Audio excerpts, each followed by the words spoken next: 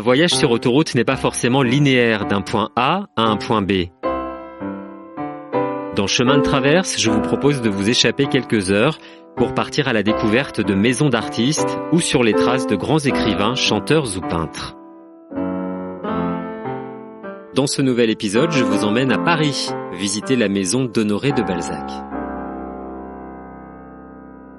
Elle fait partie de ces trésors cachés dont Paris a le secret. Au 47 de la rue Rainoir, dans le 16e arrondissement, une petite maison au volet vert et au toit d'ardoise fait face à la Seine. Depuis le trottoir, on ne la remarque même pas. C'est sans doute pour cette raison que Balzac s'y installe au milieu des années 1800. Accablé par les dettes, l'écrivain en fera son refuge secret. La maison transformée en musée en 1908 est la seule demeure parisienne du romancier qui subsiste aujourd'hui. Pour la découvrir, j'ai rendez-vous avec son directeur, Yves Gagneux. Bonjour Yves Gagneux.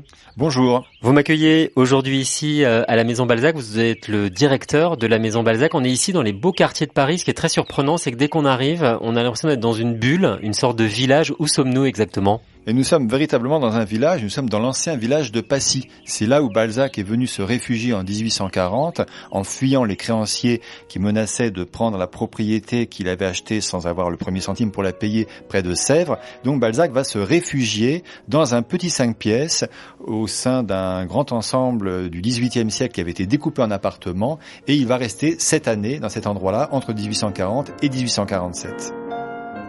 La maison est très belle, est-ce que vous pouvez nous la décrire ? Oui, c'est une maison très étonnante avec des volets verts qui est de plein pied sur un jardin, et surtout c'est une maison qui est complètement à flanc de colline, à flanc de falaise véritablement. Nous sommes sur les coteaux de la Seine, et il fallait à l'époque rentrer dans un hôtel particulier qui a été rasé, monter à l'entresol, puis descendre 2 étages pour se retrouver en haut de la maison. On entrait dans cette maison, disait Théophile Gautier, un ami de Balzac, un peu comme le vin entre dans les bouteilles.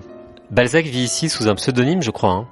Oui, Balzac, étant poursuivi par les créanciers, ne tenait surtout pas à être identifié, et donc il a, comme sa femme de ménage s'appelait Madame Brognot, il a décidé de louer au nom de Monsieur de Brognol, parce qu'il tenait quand même à la particule. Même s'il lui-même n'était pas noble d'origine, il considérait que, en tant qu'artiste, il avait droit à la particule, puisqu'il relevait de l'aristocratie de la pensée. Donc il va se cacher pendant 7 années, et au bout de 7 années, il va déménager, quitter cet endroit qui va être loué et reloué et reloué et reloué, et s'installer cette fois-ci dans Paris, dans ce qui était à l'époque la rue Fortuné, qui est aujourd'hui la rue Balzac, dans un hôtel particulier qui a été rasé dans les années 1880. Il y a une vue incroyable quand on est dans les jardins sur la Tour Eiffel. Alors évidemment, Balzac ne l'a pas vue puisque la Tour Eiffel n'était pas construite, mais la maison elle est connue pour ça aussi aujourd'hui. Oui, mais Balzac profitait de ce jardin, il en parle, c'est là où il va se reposer, et il avait une maison qui était entre cour et jardin, et en même temps qui était invisible depuis la rue. Donc il avait tous les avantages, et il va cueillir des petites violettes qu'il va envoyer à sa correspondante en lui expliquant que ce sont les violettes qui ont poussé dans l'atmosphère carbonique de Paris. La pollution, on n'a rien inventé. Le musée aujourd'hui, c'est quoi ? Qu'est-ce que vous allez m'emmener voir là ? Aujourd'hui, je vous emmènerai voir ce qui est l'appartement de Balzac autrefois, mais que nous ne présentons pas comme un appartement. En fait, nous avons considéré que le musée de type lieu de pèlerinage où les gens qui connaissent déjà l'écrivain, sa vie, son œuvre vont se ressourcer n'était plus adapté au public d'aujourd'hui, et nous avons voulu en faire un lieu d'incitation, un lieu qui permette aux gens, aux visiteurs, de comprendre en quoi Balzac était un écrivain actuel, un écrivain universel, un écrivain qui transcende les lieux, qui transcende les époques, un écrivain qu'il faut lire. Et l'objectif pour nous, c'est que le visiteur, en sortant du musée, n'ait qu'une envie en tête, c'est de lire ou de relire Balzac. Vous m'avez donné envie, on y va ? Allons-y.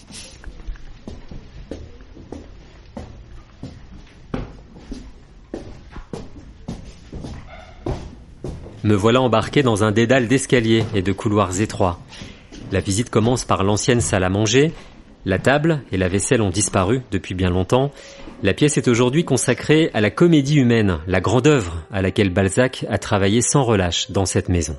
Alors la comédie humaine est un titre que Balzac donne pour l'ensemble de son œuvre, mais c'est bien plus que cela, c'est aussi un projet qu'a Balzac de faire l'équivalent pour les espèces sociales de ce qui avait été fait pour les espèces animales par les grands naturalistes à la fin du XVIIIe siècle comme Buffon ou Cuvier.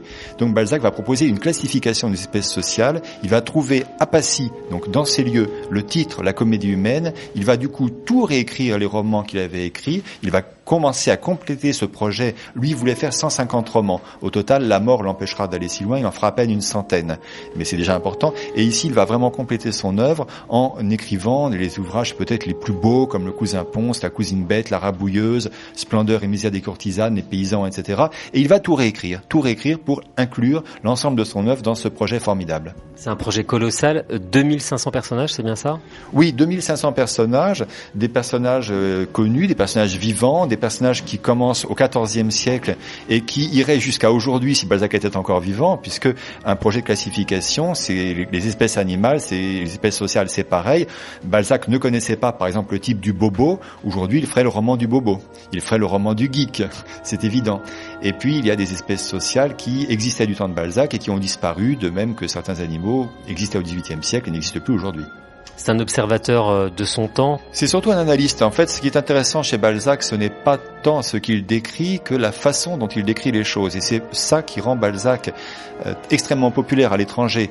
C'est en Chine qu'il y a le plus grand nombre de lecteurs de Balzac. Et vous imaginez bien que quand les Chinois lisent Balzac, ce n'est pas par intérêt pour la société française de la fin du XVIIIe ou du début du XIXe siècle. Non, c'est parce que en prenant l'analyse de Balzac et en l'adaptant, en la déplaçant sur leur monde, ça leur permet de comprendre la Chine d'aujourd'hui. Et quand on connaît les règles du jeu social, eh bien, on perd beaucoup moins de parties. Or, les parties sociales, contrairement aux jeux vidéo, on ne peut pas recommencer. Étonnamment moderne, ce Balzac, finalement. D'une modernité complète. De toute façon, c'est un écrivain qui est hors du temps, hors des lieux. Balzac est d'hier, il est d'aujourd'hui, il sera de demain, et il est aussi brésilien, chinois que français. Il ne faut pas y voir un écrivain français du 19e siècle, ce serait une erreur gravissime. On poursuit. Vous m'emmenez où? Je vous emmène voir les personnages de la comédie humaine. Allons-y.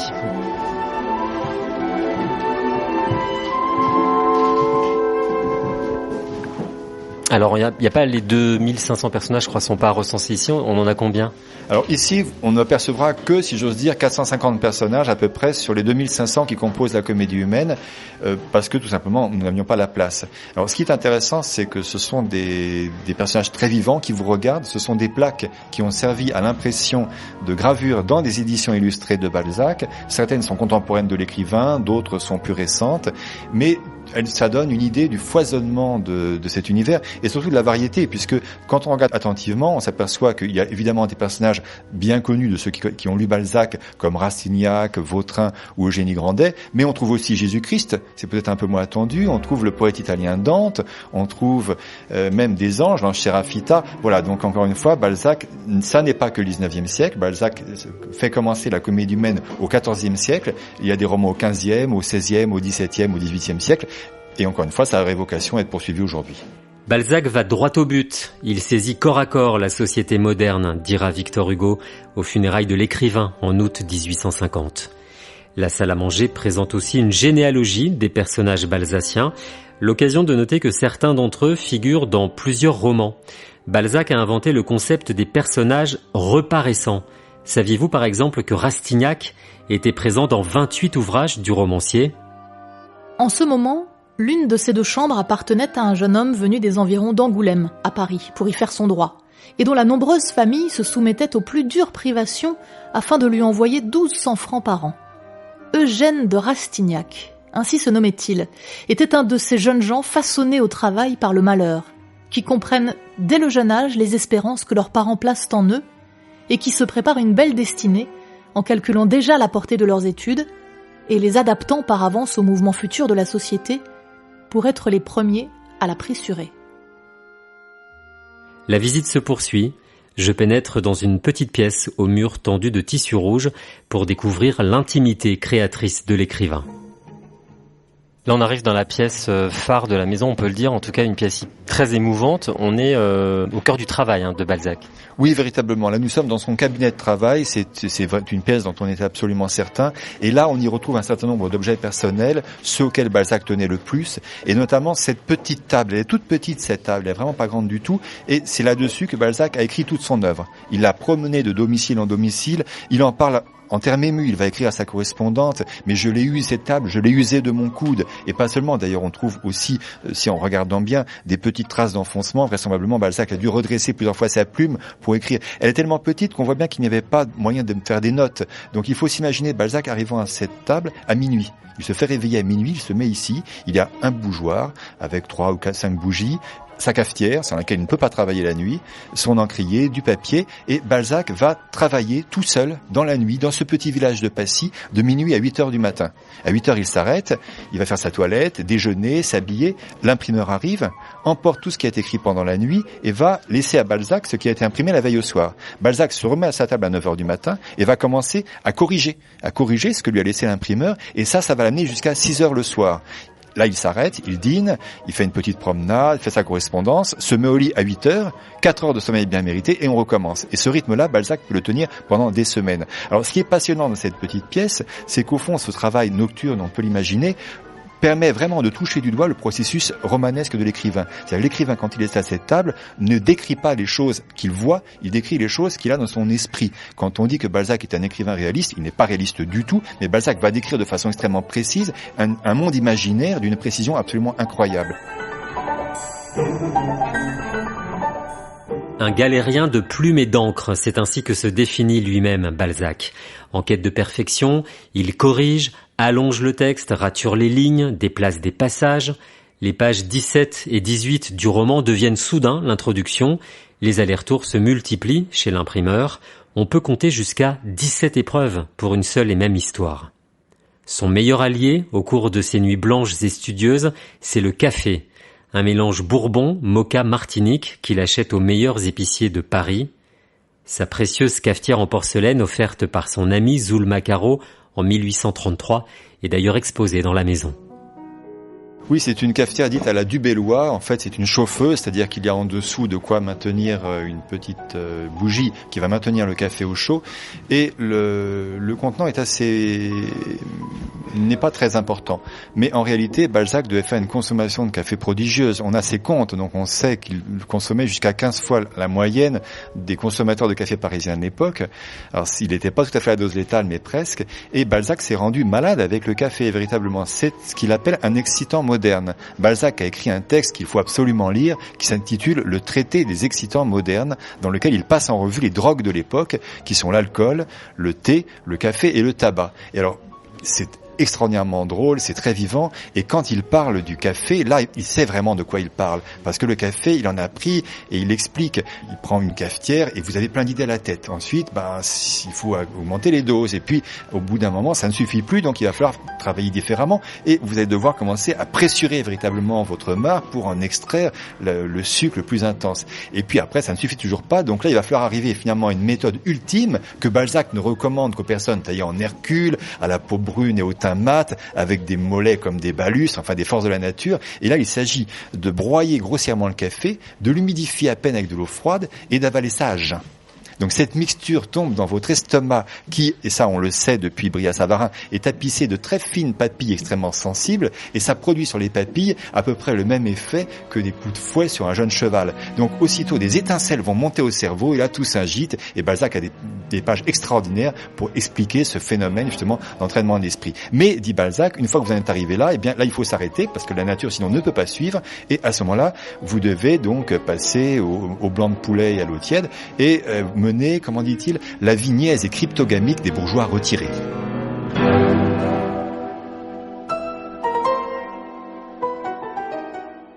Alors il y a un autre objet qui est exposé ici, c'est une canne, une très jolie canne sertie de turquoise, c'est bien ça?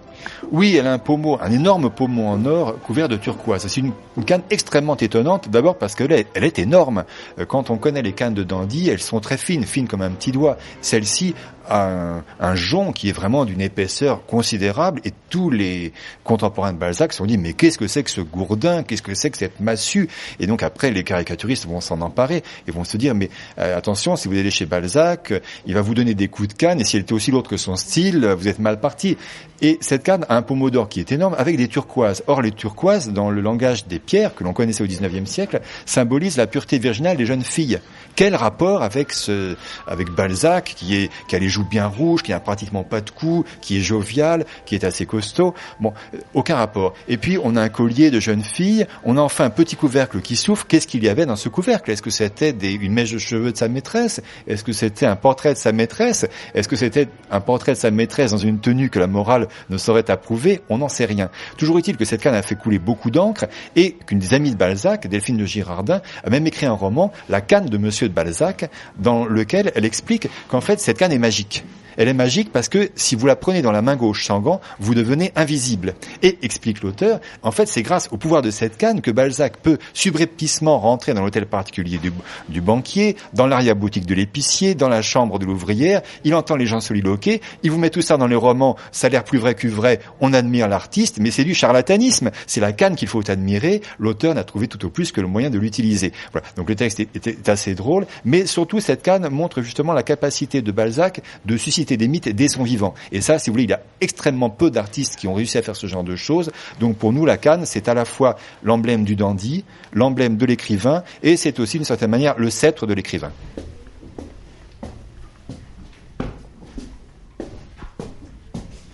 Direction maintenant la cuisine. Louise Brognaud, qui l'occupe, sera un peu plus qu'une servante pour Balzac. Il vit avec elle de manière quasi maritale durant les 7 années qu'il passe ici, à Passy. Cette pièce du musée est consacrée aujourd'hui aux amours de l'écrivain. Balzac restera toute sa vie plutôt discret sur ses conquêtes. Sa correspondance et certains de ses romans permettent quand même de lever le voile sur ses histoires d'amour, à commencer par celle qu'il a vécue des années plus tôt, en 1821, avec Laure de Berny. La première maîtresse de Balzac, par exemple, c'est Madame de Berny. Les Berny, c'est à l'époque la famille Balzac, tous les Balzac sont à Châtenay-Malabry, et au bout de la rue, il y a une maison dans laquelle habitent les Berny. Et les parents de Balzac, du jeune Honoré, sont très contents qu'il y aille parce que chez les Berny, il y a des jeunes filles qui ont 16-17 ans puis qui ont une particule. Donc les Balzac n'ont pas de particules. Ce serait très flatteur pour la famille qui puisse épouser une noble. Sauf que Balzac ne va pas tomber amoureux des filles, il va tomber amoureux de la mère qui a 45 ans, qui a 9 grossesse à terme, qui est déjà grand-mère, 45 ans à une époque où il n'y a pas de soins dentaires, où il n'y a pas de chauffage, où les transports se font dans des conditions épouvantables, c'est pratiquement l'équivalent de 60 aujourd'hui. Balzac tombe amoureux. Et dans un premier temps, Laure de Berny considère ce jeune homme qui bafouille, etc., avec amusement, mais elle n'y croit pas. Ça fait 15 ans pour elle que sa vie sentimentale est passée. Et puis, au bout d'un moment, elle va se laisser convaincre et ils vont échanger des lettres. On les a conservées, ces lettres. Elles sont très, très touchantes. Laure de Berny écrit merveilleusement et Balzac, lui, ne sait pas encore écrire. Donc, il va envoyer des lettres qui sont assez confuses, mais pleines d'enthousiasme. Ce sont des lettres de jeune homme, c'est très touchant. Oh, Laure, c'est au milieu d'une nuit pleine de toi, au sein de son silence et poursuivi par le souvenir de tes baisers délirants que je t'écris. Et quelles idées puis-je avoir? Tu les as toutes emportées. Oui, mon âme tout entière s'est attachée à la tienne, et tu ne marcheras désormais qu'avec moi. Oh, je suis environné d'un prestige tendrement enchanteur et magique. Je ne vois que le banc, je ne sens que ta douce pression, et les fleurs qui sont devant moi, toutes desséchées qu'elles soient, conservent une odeur enivrante. Tu témoignes des craintes et tu les exprimes d'un ton déchirant pour mon cœur. Hélas, je suis sûr maintenant de ce que je te jurais, car tes baisers n'ont rien changé. Aussi, je suis changé. Je t'aime à la folie. Lettre de Madame de Berny à Balzac vers 1824. Pourquoi faut-il, chérie, que si heureux par nous soyons si gênés par ce qui nous entoure? Quel doux plaisir j'aurais eu à te faire lire à Villeparisis une nouvelle assurance de mon amour. Dans ces lieux si chers, si riches en souvenirs, loin du tumulte, au sein d'un repos qui plonge l'âme dans le vague et la méditation qui la rend si apte à se poser avec charme sur son plus cher objet. Comme je serais venue avec joie, me montrer tout entière au regard de mon bien-aimé, dans une lettre chérie, en lui peignant avec la vive exaltation que par lui et pour lui, j'éprouve sans cesse ce bonheur, cette vie pleine, entière, réelle, cette vie dont parle Chénier, cette vie qui en vaut 1000, puis 1000 encore, et que je tiens de lui. J'aurais cherché à faire naître un instant, à ses yeux, les fleurs qu'en ce moment la nature refuse au vulgaire, en lui chantant sous toutes les formes, dans toutes les modulations, notre doux refrain d'amour. Je t'aime. Oh oui, je t'aime. Tu es pour moi plus que l'air pour l'oiseau, plus que le soleil pour la terre, plus que la nature pour l'âme. Autre amour de Balzac, cette fois-ci un peu plus étonnant, c'est Caroline Marbouty. Caroline Marbouty est une jeune femme divorcée que rencontre Balzac à Paris juste avant un voyage qu'il doit faire en Italie. Et il se dit quand même, c'est pas possible, je vais pas laisser ça en plan. Du coup, il convainc Caroline Marbouty de l'accompagner, et comme il n'a absolument pas les moyens de l'accompagner de la faire venir en tant que femme, parce qu'à ce moment il faudrait qu'il y ait des bagages, il faudrait qu'il y ait une femme de chambre, etc. Eh bien, il va l'obliger à se déguiser en homme. Et donc, ça n'est plus Caroline Marbouty, c'est Marcel qui accompagne Balzac pour le plus grand témoin des Italiens, qui évidemment voit immédiatement la différence. Et donc, voilà, ils vont passer ces journées ensemble en Italie. Qu'est-ce qui s'est passé véritablement? On ne sait pas. On a de belles lettres, on a une très belle histoire. Une autre histoire, c'est celle avec Henriette de Castres. Henriette de Castres est une noble d'une grande famille française dont Balzac va tomber complètement amoureux, et à un moment, il va penser qu'Henriette de Castres va lui céder. Donc il va la retrouver à Aix-les-Bains, et puis finalement, il ne se passe rien. Balzac est horriblement frustré, et pour se venger, il va écrire un roman, La Duchesse de Langeais, dans lequel il va montrer tout l'égoïsme d'une jeune femme qui peut allumer complètement les hommes, pour prendre un terme contemporain, et pour ensuite les laisser totalement frustrés. Donc c'est une vengeance littéraire qui n'empêche qu'ils vont rester bons amis ensuite pendant assez longtemps, et Henriette de Castres sera aussi celle qui va d'une certaine manière guider Balzac vers le légitimisme, même si les théories politiques de Balzac sont à prendre avec beaucoup de recul.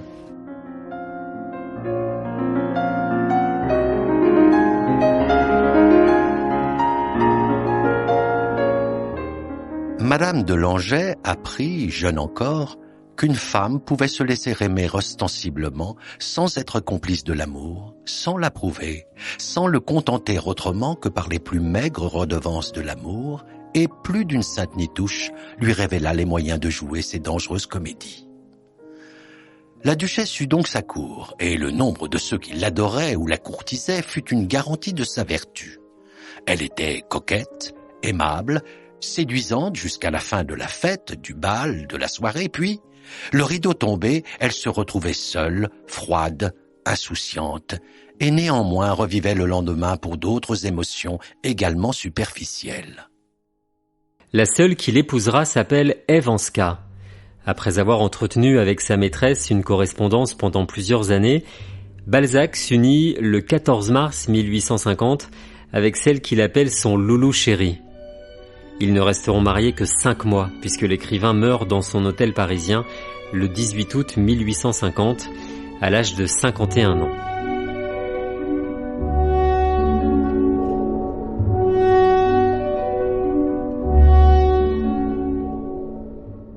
Ainsi s'achève ma visite de la maison de Balzac.